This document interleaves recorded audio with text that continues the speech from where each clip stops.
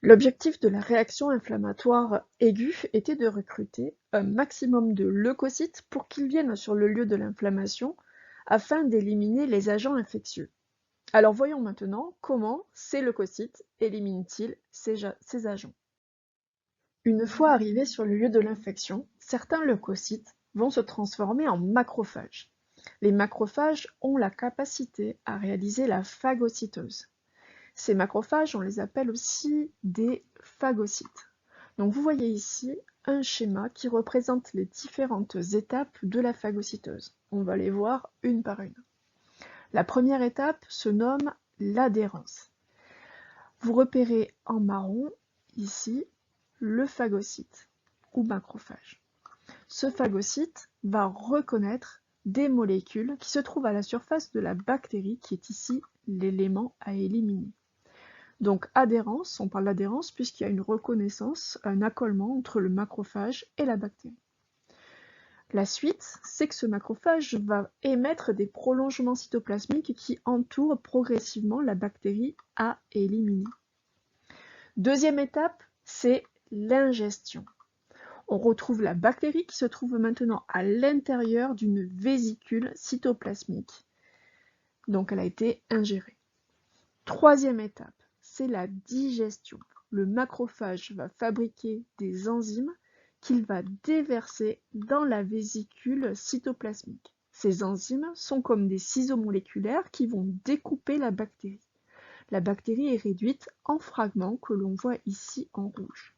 À ce stade-là, on peut dire que la bactérie a été éliminée. Et ces débris vont être rejetés par le macrophage, puis être éliminés par les reins. La suite, c'est que ce macrophage va devenir une cellule présentatrice d'antigènes. Elle va présenter des antigènes, l'élément à éliminer, à d'autres cellules du système immunitaire, des cellules qui interviennent dans l'immunité adaptative que l'on étudiera dans le chapitre 2. Alors voyons comment le macrophage devient une cellule présentatrice d'antigènes. Donc c'est l'étape 4. Étape 4 et 5. Étape 4. Association aux molécules du CMH. Les fragments de la bactérie qui se trouvaient dans la vésicule ici, en rouge, vont se retrouver associés, ça veut dire accrochés, sur des molécules vertes que l'on appelle des molécules du CMH. Chaque individu possède des molécules qui lui sont propres, que l'on appelle molécules du CMH. CMH signifie complexe majeur d'histocompatibilité. Ce sont par exemple ces molécules qui sont impliquées dans le rejet de greffe lorsqu'on reçoit un greffon d'une autre personne. L'autre personne n'a pas les mêmes molécules du CMH, et donc c'est ce qui permet de distinguer le soi du non-soi.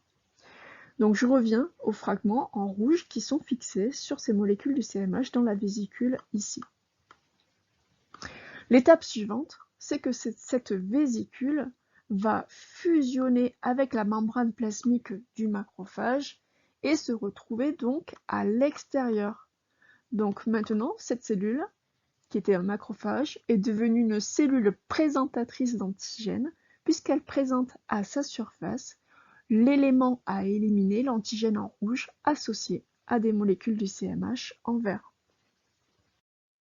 Pour terminer ce chapitre, on arrive dans le grand 3, aider l'organisme à contrôler l'inflammation. Dans cette partie, je vais vous parler de certains médicaments qui peuvent vous être prescrits que l'on appelle des anti-inflammatoires. Comme leur nom l'indique, anti signifie contre, donc ces substances sont utilisées pour lutter contre l'inflammation, c'est-à-dire lutter contre les 4 symptômes de la réaction inflammatoire qui sont la rougeur, le gonflement, la chaleur et la douleur. Parmi ces anti-inflammatoires, on va distinguer 2 catégories. Il y a des anti-inflammatoires que l'on dit non stéroïdiens et d'autres qui sont des anti-inflammatoires stéroïdiens. Voici 2 exemples de molécules qui sont des anti-inflammatoires non stéroïdiens. Par exemple, le paracétamol et l'aspirine. Ces 2 molécules ont pour rôle d'empêcher la douleur. On les appelle des antalgiques. On peut aussi dire antidouleurs, analgésiques ou anesthésiques. Ils ont aussi un autre rôle. Ils empêchent ou limitent la fièvre. Dans la deuxième catégorie d'anti-inflammatoires, ceux que l'on dit stéroïdiens, on va trouver des molécules qui sont plus puissantes et que l'on va moins souvent prescrire parce qu'elles ont des effets secondaires plus importants. On peut retrouver la prednisolone et la cortisone. Alors comment les médicaments anti-inflammatoires agissent-ils? En fait, ils vont tous avoir pour rôle de limiter la production des médiateurs chimiques de l'inflammation. Pour que les médiateurs chimiques de l'inflammation soient produits, il faut qu'une succession de réactions chimiques se fasse. On appelle ça une chaîne de biosynthèse. On en a un exemple ici à l'écran. Les prostaglandines sont des médiateurs chimiques de l'inflammation. Pour que des prostaglandines soient produites, il faut que deux réactions chimiques se succèdent. Au départ, on a besoin de précurseurs qui se nomment phospholipides membranaires. Ces phospholipides membranaires sont transformés en acide arachidonique par une enzyme qui s'appelle la phospholipase. Puis, l'acide arachidonique est transformé en prostaglandine par une autre enzyme qui s'appelle la cyclooxygénase. Une fois les prostaglandines produites, elles vont, comme on l'a vu, provoquer les symptômes de l'inflammation, la vasodilatation, la fièvre, la douleur. Donc ce qu'on cherche à faire, c'est à limiter ces symptômes, donc à limiter la production de prostaglandines. Alors comment agissent différents médicaments? Prenons par exemple l'aspirine, l'ibuprofène et le paracétamol. Ces molécules vont en fait bloquer, inhiber l'action de la cyclooxygénase. Donc l'enzyme ne va pas transformer l'acide arachidonique en prostaglandine, ou moins transformer. On va limiter.